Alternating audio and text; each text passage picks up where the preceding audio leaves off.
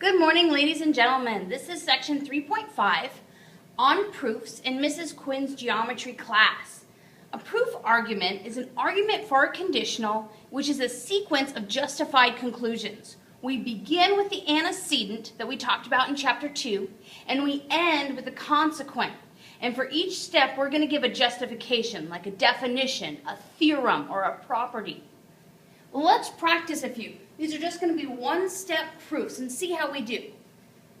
When I suggest setting up your proof, I'm going to have your statements over here, and you'll notice that we'll begin with the antecedent, and your justifications are going to be over here. So I'm going to begin with what I'm given. X is the midpoint of MN.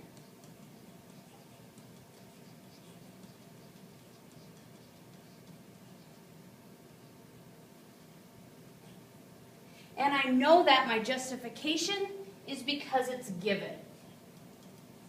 Now I want to end with a consequent, and in this case, this is a one-step proof, so I can say mx equals xn, and I need a justification over here. A lot of times what helps us is to draw a picture.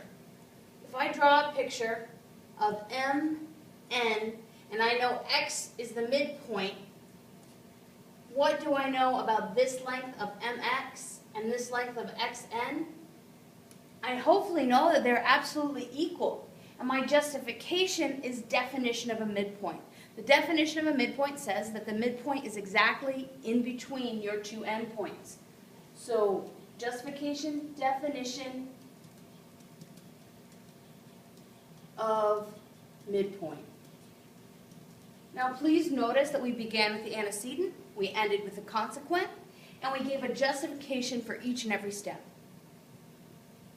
All right? Let's try another one.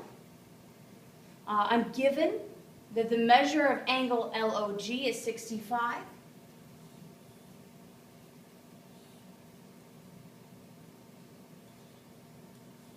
And I'm asked to prove that's an acute angle. I'm going to set it up the same way. I have statements on the left. I'll begin with the antecedent.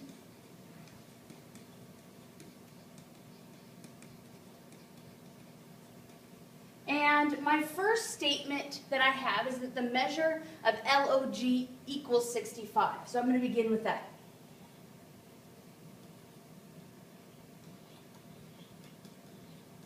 My justification is that it's given to me. It was given by the problem.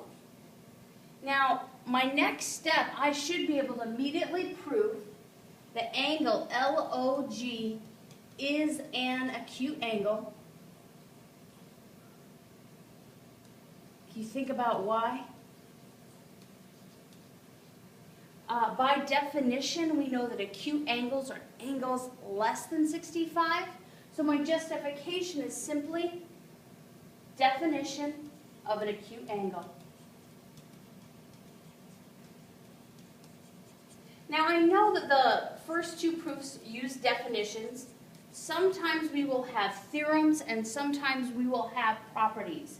But for both of these, by definition of acute angle, if you look up the definition, it says in the definition that acute angle must be between 0 and 90, and that fits LOG. Excellent, let's try one more. You know what? I'd like you to try this one. See if you can, for me tomorrow, set up your statements and justifications and find some reason that T and I are equidistant from P. I'll give you a hint. It is in your textbook and it is a definition.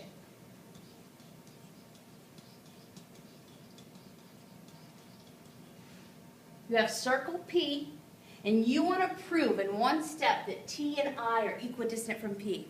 All right, I'll see you tomorrow.